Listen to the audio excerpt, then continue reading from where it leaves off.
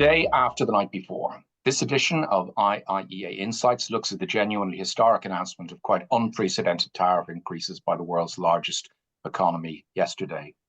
As we all digest an attempt to weigh up the implications of yesterday's announcements in the short, medium, and long terms, I'm joined today by three panelists who will attempt to make sense of it all. McDonnell is the co-director of the Nevin Economic Research Institute, Allie Renison is an associate director of consultancy firm SEC Newgate UK, and Fabian Zuleeg, chief executive and chief economist of the European Policy Centre. And with that, and with so much to discuss, let's get straight into it. We'll go in alphabetical order as usual. Your thoughts on what was announced yesterday? Well, I think you summed up there. It's profound. It is an earthquake in terms of the global liberal trade order that we've had in recent decades. It's still breathtaking, even though it's been signaled and flagged for so long. 20% on the EU, 10% the UK, Japan, South Korea, 24-25, China up to 54%. I mean, it will have a profound effect. Obviously, the big loser will be the United States itself. They're going to have price increases. Their output will be down eventually. Lack of competition, productivity will be down. But unfortunately, we'll all be caught in the crossfire, and all other countries will, unfortunately, have lower output into the future as well because of it. And I suppose there's a lot we still don't know. We still don't know what's going to happen to pharma, but we have a good idea, I think. We don't know what the EU are going to do. And there are other steps to come as well. So look, it's a bad day for the world economy. We're all going to be poor because of it.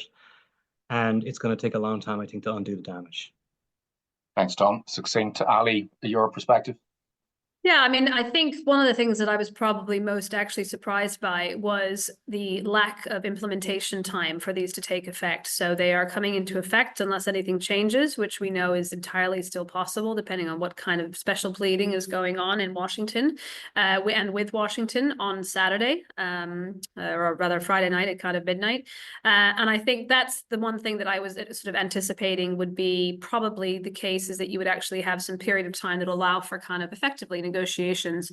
We saw that with Canada, we saw that with Mexico, but it seems that I think the president wants to extract maximum kind of negotiating leverage in terms of getting countries to come to him. And I think, you know, the thing that we're really going to find out in the weeks ahead is what the real purpose of these tariffs are, because there's obviously been a multiplicity, some overlapping, some emphasized at different points of different days and different interviews by different parts of his cabinet and by the president himself about what the actual objective and rationale were. So we've had, you know, this is about incentivizing manufacturing relocation. This is about tariff revenue. And the president did actually stress more than I would have thought yesterday in his remarks about the amount of money that was going to be coming into kind of treasury coffers.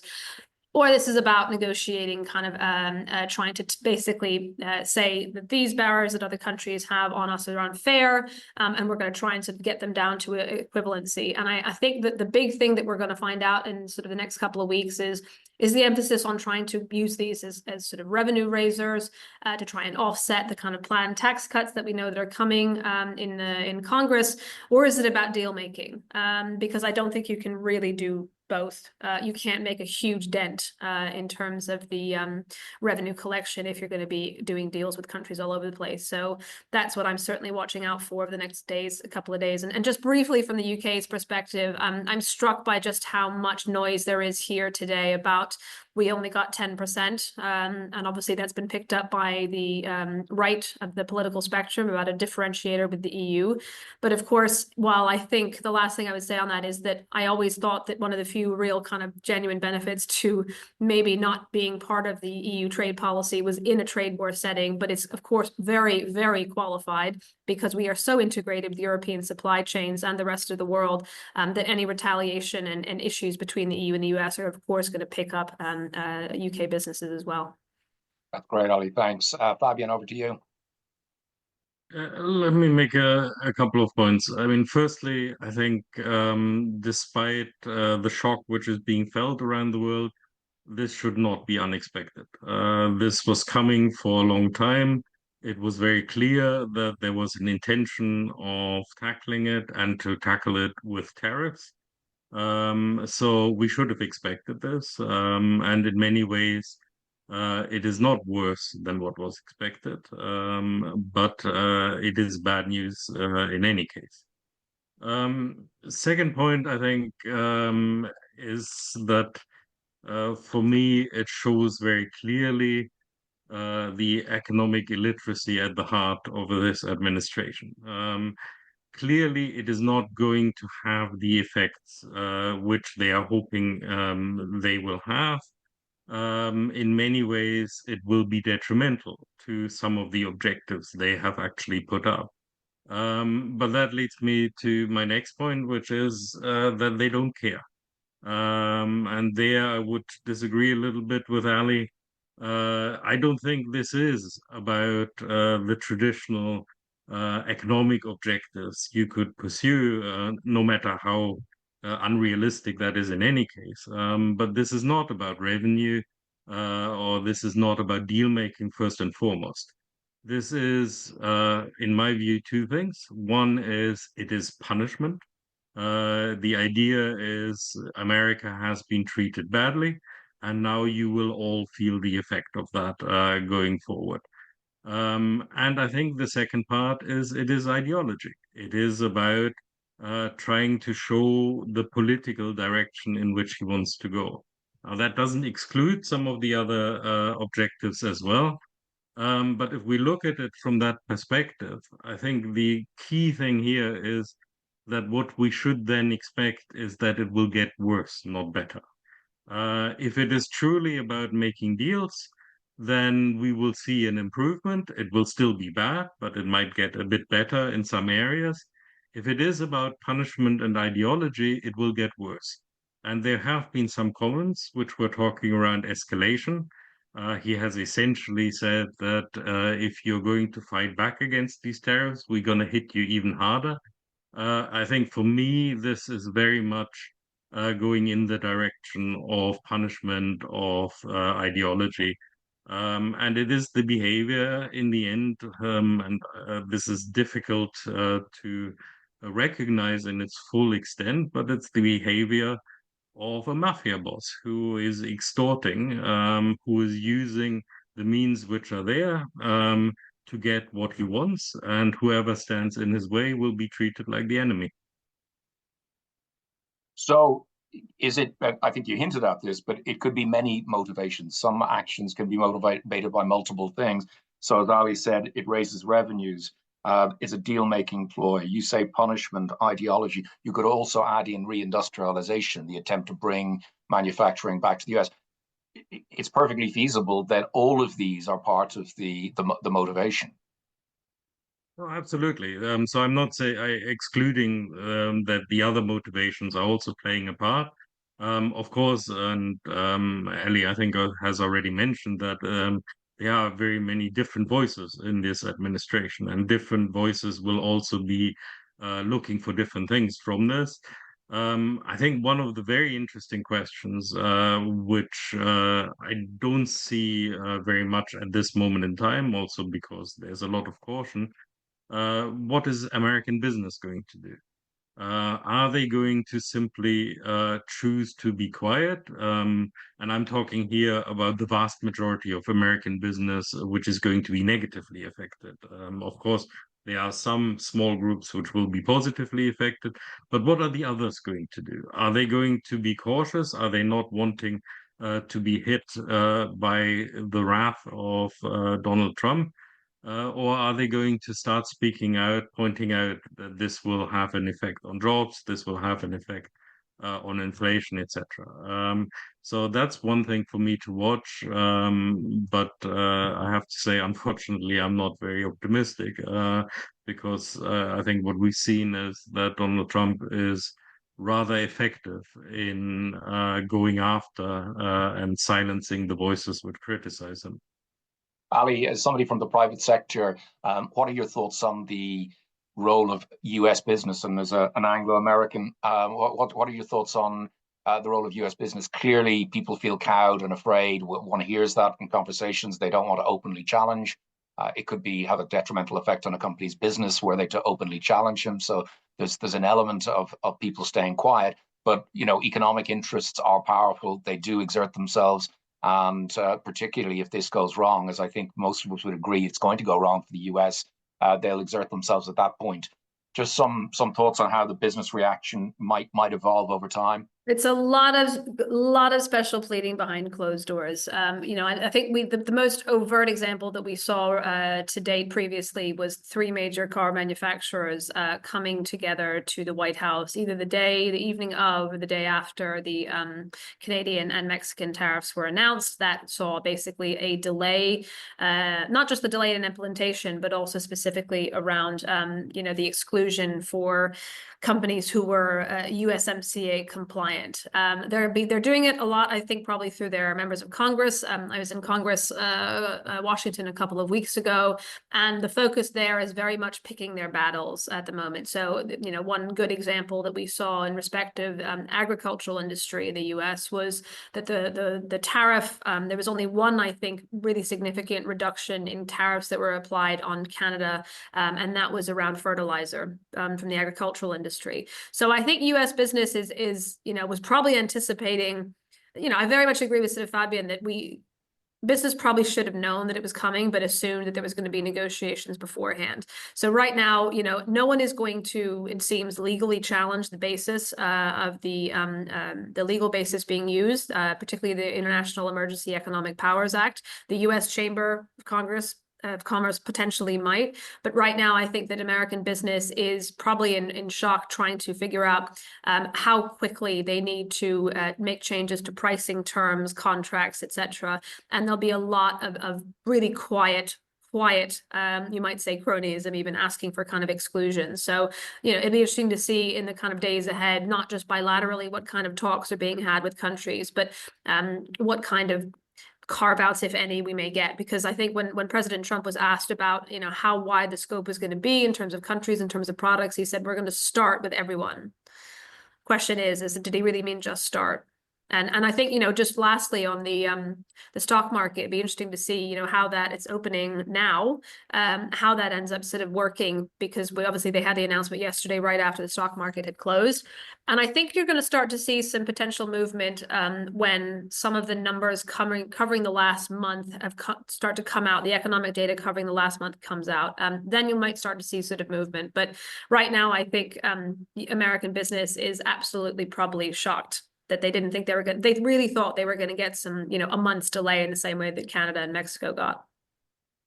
Yeah, without being melodramatic, the whole thing reminds me of a death of a senior, of an elderly member of the family. You may have known it was coming, but it's still a big shock when it actually comes. And this is, given the historic scale of it, just looking at David Skilling, an economic consultant, made an estimate that the average US tariff has gone to 23%. You've got to go back to 1910 to get that. So this is far bigger than happened with Smoot-Hawley in 1930. The scale of it is gargantuan. So I suppose it shocks us no matter how much we knew something big was coming. Tom, from an Irish perspective, from a trade union perspective, in terms of employment in Ireland, how concerned are you and your colleagues about how this could affect employment? Well, I mean, the SRI estimated somewhere between 50 and 80,000 jobs. But it would be less job creation over the next few years rather than job losses. And so it won't necessarily feel like a crisis in the same way that, say, COVID or the Great Financial Crash felt like a crisis. But the long-term implications are very much profound. I would see the impact on GDP and output as being much more significant than the impact on employment. There are certain sectors where job losses are a concern, certainly pharmaceuticals, but we don't know the figure there, but we're anticipating 25%. Obviously, there are concerns as well about beverages and about dairy. Beverages now, a tariff of 20% for the Republic of Ireland versus 10% for Northern Ireland and Scotland has implications for whiskey and other spirits going into the United States. So job losses there are certainly possible. Also, dairy sector as well will be concerned. So I would say from a pharma point of view, I wouldn't anticipate job losses very, very quickly. A lot depends on the extent to which there's even supply capacity to move production to the United States. I'm not sure that that's even in place, given the enormous capital investments in human capital and physical capital that have been put in place. I don't necessarily see significant job losses immediately, but I think what will happen is we'll see less foreign direct investment into Ireland. And of course, the tariffs themselves could be used to increase scope to reduce income taxes and corporate profit taxes in the United States, and changes in terms of corporation tax has implications for Ireland's economic model and indeed our public finances if intellectual property assets are moved across the United States. Suddenly our fiscal situation looks very, very different. And if there's a crash in that regard, it'll obviously have an impact on consumer confidence as well. And I would at that point start to expect a more generalized downturn in the economy. Open it up now if anybody wants to respond to anything anybody else said, but to the two other panelists, in terms of European-wide investment and tariff jumping, would you anticipate greater flows of FDI out of Europe into the US, given that there's going to be the expectation of longer-term high tariffs, that will actually accelerate FDI out of the EU into the US, and possibly vice versa, depending on the retaliatory measures? Either one of you want to jump in, Ali, Fabian? Yeah, I mean, it's an interesting question that we're also asking in the UK right now, is trying to sort of pick up on any trends, because it's not just about, I mean, we now have these tariffs, but the other question is whether the degree of uncertainty, whether they are reduced, whether there are exclusions and carve-outs, is, from a business perspective, is maybe it's just easier to effectively, regardless of whether we get those carve-outs or not, move more of my kind of investment into the United States. I think it depends on the kind of sectors that we're talking about. You know, it may be an and rather than an or. I find it difficult to see that, given the sort of significant size of the European market, that we are talking about really kind of supply chain sort of shifting, shall we say. I think people might want to kind of, because the other thing worth bearing in mind is that, you know, as Fabian was saying, I don't think you're going to see, you know, we know that the economics of this mean that you're not going to have a great immediate relocation of manufacturing and supply chains into America. But in a way, to Trump, it does not matter. He will jump on any story of investment to say, even if it was pending. So, you know, the White House put out a list a couple of weeks ago that had a list of kind of news reports that were completely not causally linked to the tariffs, but obviously he was able to claim that he thought that they were. And so for President Trump, I think it almost doesn't matter about whether it's due to the tariffs or not. If you can announce the kind of manufacturing investment that may already be happening, that's a win. And maybe we'll start to see companies trying to actually appeal to President Trump in that sense, to kind of let him know that there is investment happening, even if it's not actually connected to tariffs, to sort of get a favorable reception. Absolutely. Fabian, a lot of talk about European companies moving to the US because of more favorable energy costs. I haven't been able to find much evidence of that in the FDI data. Does that suggest that this may be exaggerated, or do you see a possible change in how European companies service the American market, that instead of exporting, they actually do relocate and service the market from the US? I think the big problem is that there's an enormous amount of uncertainty in the system. And I think it will take quite a long time for it to work itself out. I would also not assume that this is the level of tariffs which we are going to see long term. I think there's going to be rather a lot of movement in both directions. And I think that's important. Because there will also be punishment for certain countries which he doesn't see as reacting appropriately to this. So I think we could see a hefty increase on these tariffs for some countries. But I think some EU countries. Do you see any possibility that the US starts tariffing EU member states differently in an attempt to divide and conquer? I think absolutely the possibility exists. I think maybe there's a lack of knowledge of what kind of damage they could do by doing that kind of thing. So I think once they realize that this would create tremendous difficulties, I think they will do it. I think what we will also see is a continuation of the use of threats. Not necessarily putting things into place, but just keeping them in the background and saying, either you start complying with what I want, or we might do this in future. And that could also be on different sectors, depending on what he sees on Fox News, or what the person next to him whispers in his ears at dinner. So I think this is an extremely volatile situation, and that makes it very difficult for companies to do any long-term planning. But I think the effect of all of this, which I would say is much bigger than the kind of displacement effects we're talking about here, is an overall reduction. It will just lead to a situation where companies will not invest. They will be in a situation where the global prospects are probably more negative than they were before, where they face significant uncertainty, where any decision they make could have political consequences. So the best option is not to do anything. I mean, it's interesting that, what is the EU's retaliation going to be, which very clearly has implications for Northern Ireland, given the differentials there and the way in which the protocol and the Windsor framework sort of revolves around the kind of at-risk goods sort of category. We're sort of trying to figure out, 5 years ago, even 2 or 3 years ago, Northern Ireland was very much front and center of both the UK government and the British government and the EU's kind of minds.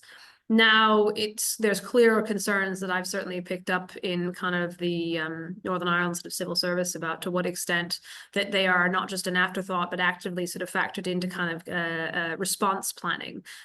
Because obviously what we don't know, and we know that in response to the steel and aluminium tariffs, the EU kind of announced its retaliatory response. But how much wider does that retaliatory response now go? Is it just about retaliation? Is it also trying to actually engage, even though the way in which President Trump has approached these barriers is beyond unorthodox? Do we try and engage on sort of jointly reducing some of these barriers together? Do we end up doing a sort of trade negotiation in all but name in part? And what also is the response in terms of the kind of the use of multilateral institutions with the WTO? I noticed that, a lot of countries were probably waiting to not only retaliate, but also to try and engage Geneva on some of this and allow for the kind of authorization of retaliatory tariffs. And I think one question for the UK as it tries to kind of balance its engagement with the US on some kind of limited trade and economic deal while doing the EU reset is, are we going to be expected and encouraged to join the EU in kind of trying to uphold the kind of multilateral rules of fair trade, to sort of join on any kind of claim that's put forward at the WTO? Because Trump may see that as collusion to some extent. We know that when not long after Mark Carney, the current at least sort of Canadian Prime Minister, went to Brussels and was invited to join the kind of EU defense production scheme, I don't know if it was entirely connected to that, but Trump came out and said, well, if Canada and the EU are going to work together to harm the United States, we're going to double the tariffs. So to what extent is collective response seen as sort of harder to do because you're worried about Trump taking that as unfair retaliation to his retaliation?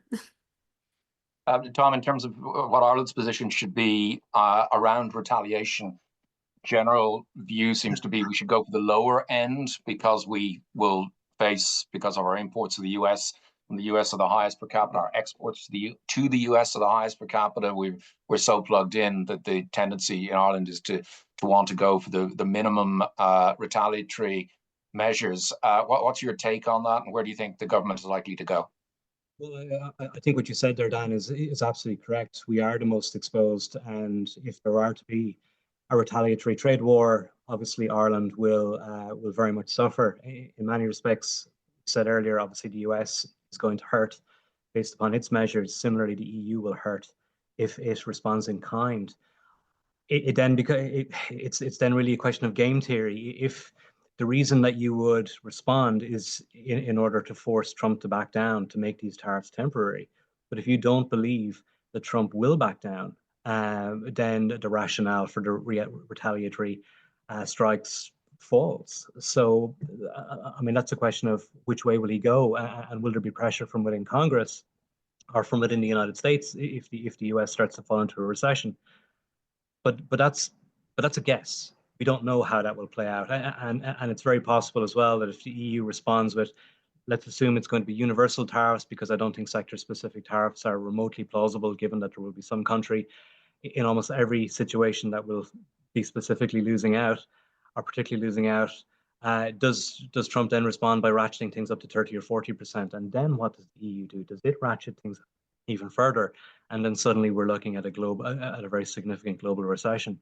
So, I mean, it might make sense to follow the Australians and actually do nothing at all, and not aggravate the situation. But I do acknowledge that, given the personality of Trump, that's unlikely to be necessarily a successful strategy. You might be seen as weak. From an Ireland perspective, I think if there is to be a response, a universal tariff is probably the way to go. Something that on the digital services side, or activating the anti-coercion thing, both likely to disproportionately affect Ireland, perhaps longer term. So maybe that would be something that Ireland would try and push back against. So probably a universal tariff of the range of 20% is probably the best outcome for Ireland, rather than specifically going forward. Again, if it's beverages, if we go after bourbon, that'll do enormous damage to our whiskey industry. If he does put it up to 200%, essentially no American is going to buy Irish whiskey at those prices. So again, we need to be careful about how we do this. But a lot of it is guesswork, because it depends ultimately on how Trump responds, and it depends on the damage to the American economy and the timing around that damage and the pressure that may come on Trump.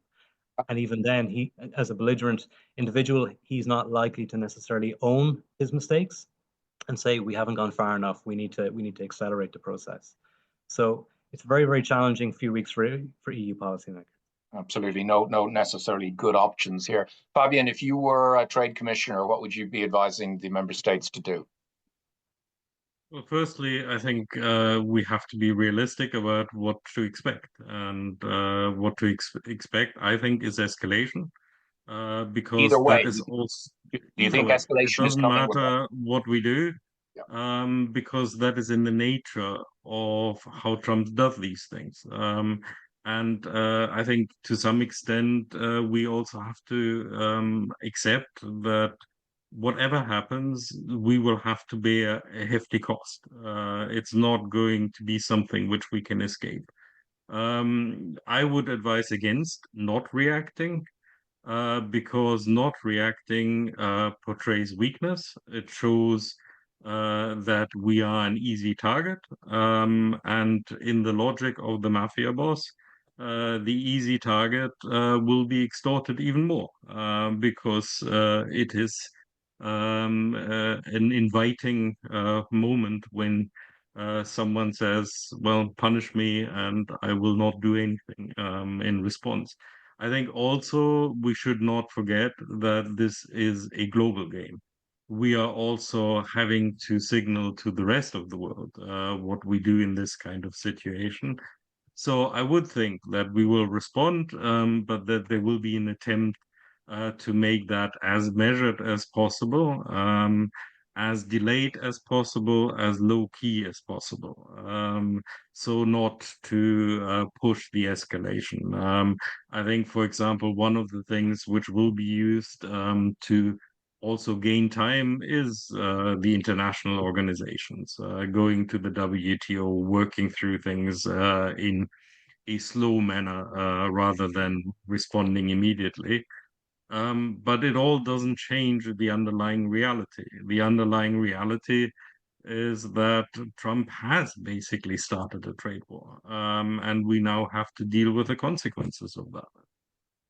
Ali, in terms of the kind of measures you think the EU would be advised to take, any thoughts on that, and whether or not you think it would be, as Fabien has alluded to, drag it out, don't make it quick, make it slow. The faster the pace it goes, the more the risk that it could accelerate quickly.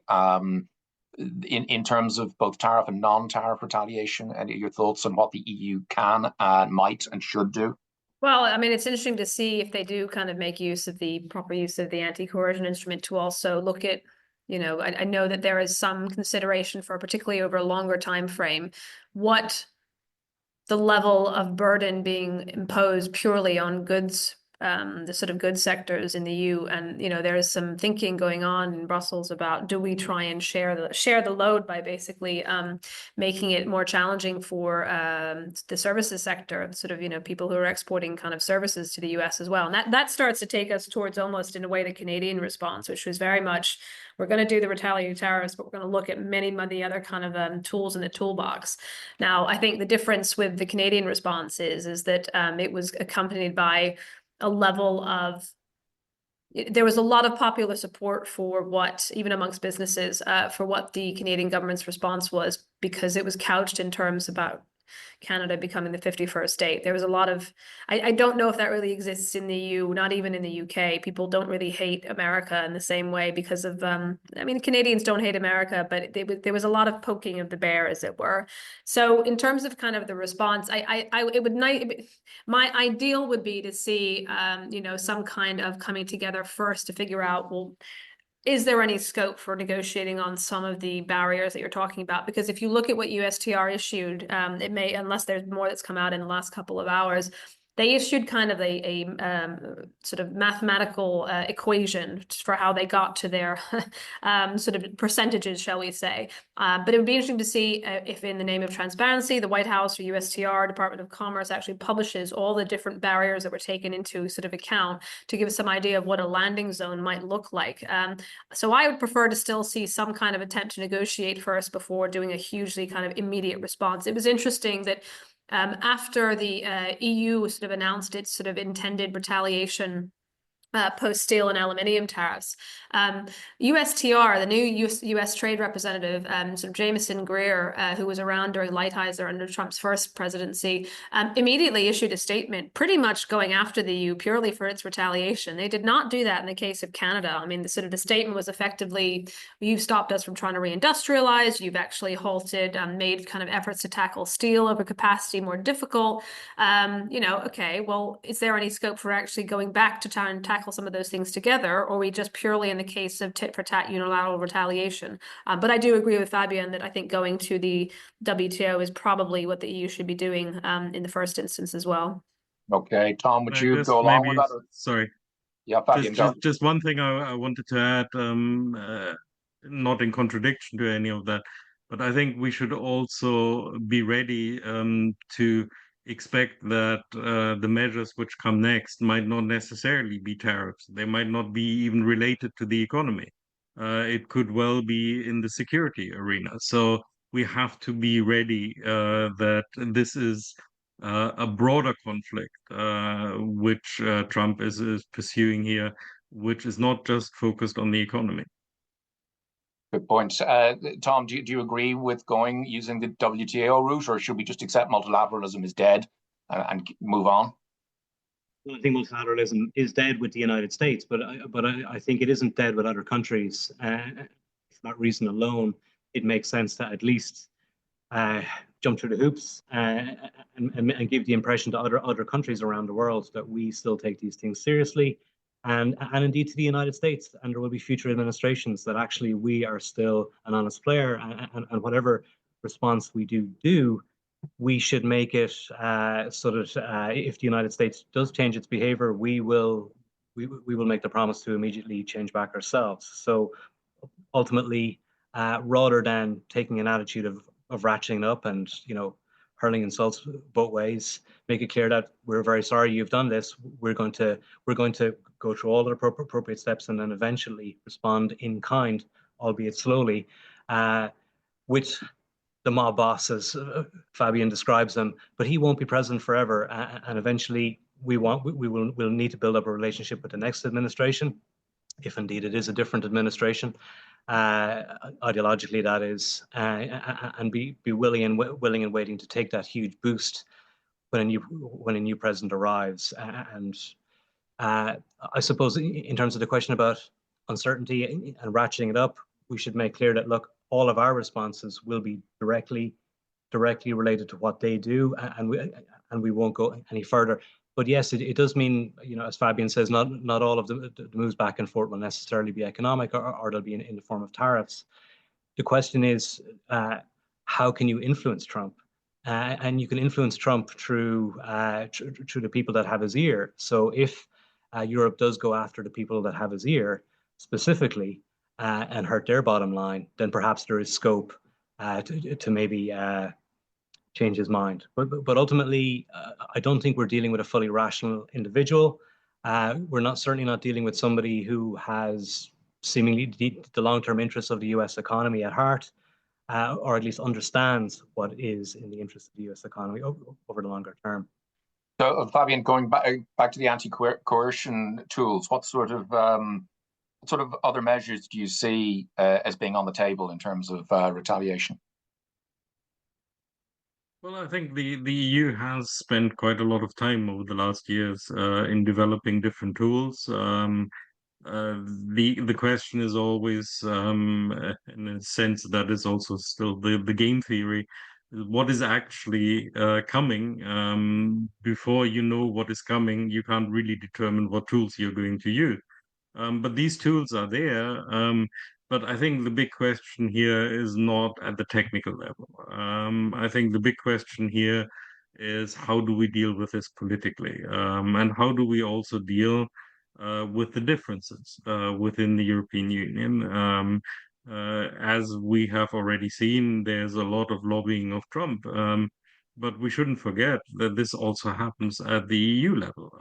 There are very different interests which are represented by the different member states, different industries, different sectors, different concerns. We shouldn't forget that one of the harshest tariffs which was announced was on automobiles. This has a big impact on some EU member states. It has a differential impact on different car companies because some car companies are producing in the US, others are not. So we will see a lot of internal lobbying. So I think what we really have to do at the European level is get together and have a strategic response, a political response to say this is where we want to go. And then we can look at the different instruments which are there and seeing which one do we want to use in this kind of context. And given what's happened recently in terms of Russia, near unanimity, Brexit, it seems that when the European Union is faced with really big challenges, yes, of course, there are disagreements behind the scenes and maybe they come out a little into the open, but when there's a really big challenge, and this is certainly a really big challenge, that the bloc will come together. Well, normally, yes. We have seen quite an impressive level of unity on some of these issues. Not to forget, of course, that has not always been easy to achieve, and there have been also blockages along the way.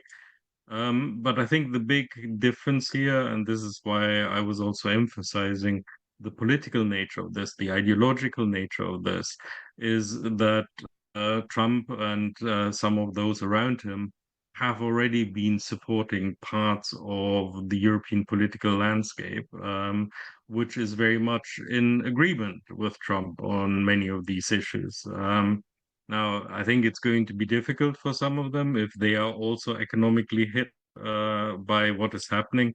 But this danger of differentiation, of divide and conquer, I think is very real. So the European Union will also have to find new ways of addressing these kind of questions, which involves more coalitions of the willing, which also exclude some of those who are not willing to go ahead. And the interesting part, I think, is also when we're looking at these coalitions of the willing, that on many of the issues, there's a natural consideration now of the UK within that role, which is a big discussion to come. Sometimes. Sorry? Well, I'd say sometimes. I mean, I know that was just a one-off kind of story, but I think for the UK, the fact that this sort of trade element of the reset is also happening alongside the security element of the reset, you know, and Canada's now been invited to be part of sort of the defense sort of production kind of a scheme that's being sort of developed. But there still seems to be some kind of noise about, well, you know, leveraging the UK's desire to reset its trade relationship against the security partnership. I still see some kind of, you know, uncertainties about how much to welcome the UK back into the fold consistently. And that's obviously the legacy of distrust over however many years. Ali, while you're on, I mean, absolutely. Sorry, Sorry, Fabian. but no, I was just going to say, I mean, I think we are very much at the beginning of that process, but I do think there's a different discussion now, where at least in a number of countries, I think it's important really to emphasize how deep the shock is of everything Donald Trump has done. For countries like Germany, the way I've described it is it's an abandoned child. This is about deep identity. This was how Germany defined itself after the Second World War, as very much anchored in the West, as very much having the big brother or the father across the Atlantic, and that is gone now. So there's a huge amount shifting at the moment in a way we have not seen for decades. Okay, we always finish on time. I'm going to make an exception today. One round of questions. Ali, what's your sense about recession in the US coming out of this in the short term? Fabien, your sense of a recession in Europe, how big an impact in the short term will it have? And Tom, in Ireland, what do you think? So Ali, we'll start with you as you've had most time to think, not much, but most time to think about that. I think so there's a lot of numbers that will be coming out. It depends on whether, and I know that the Federal Reserve is looking at this question very carefully, is the effect of tariffs as a one-off shock transitory in terms of inflationary impact, or is it longer term? That will determine, that is what the sort of the guys at the Fed are thinking about in terms of what they do about interest rates. We know that there's going to be kind of some slowing down, probably some spending decisions, but I think a lot of that turns on whether the extent of the prices, do they just keep going up, or is it a one-off kind of adjustment? Okay, thanks. Very succinct. Fabien, Europe? I think it's impossible to say. There's so much uncertainty. Clearly, we already had a challenging environment in Europe before. So this is not a reversal. This is, if anything, an accentuation of the difficulties we already had. But I think no matter how bad the situation is, it just reinforces the need to do the kind of things we have known we should do for a long time. That includes reforms, but it also includes using the enormous amounts of money we're going to invest in a way which actually help the European economy to continue to sustain itself despite what is coming across the Atlantic. And Tom, finally, for this island, both north and south? First of all, before answering that, I would agree with Fabian. We shouldn't panic. We should control the things that we can control and understand what our no regrets moves are. When it comes to Ireland, investing in infrastructure and so forth, human capital, all of the things that we should be doing, capital markets union. But in terms of Ireland specifically, I think, again, we have to be careful differentiating between GDP and the domestic economy. GDP may go into decline. We've seen very, very sharp fluctuations in recent years, very, very volatile, often related to two or three products, intellectual properties and so forth, assets and so forth. So we might see a GDP recession, but it won't be necessarily reflected in terms of employment losses in anything like the same way. If anything, I expect to see a slowdown. A lot of the other indicators, real wage growth is very, very strong. There's a lot of reasons to expect that the economy will continue to grow in 2025. So I don't think on the ground it will feel like a recession, anything like COVID or the great financial crash or anything like that. But the official statistics might indeed report a recession in 2025. Many thanks to you all for that, for taking your time on what I know is an extremely busy day and still digesting all of the everything that came yesterday. So many thanks for your time today. I think it was very informative. Thanks to all our members who tuned in, and it'll be available on podcast within the next 24 hours or so. So wishing everyone, our speakers in particular, a very good afternoon. Thank you.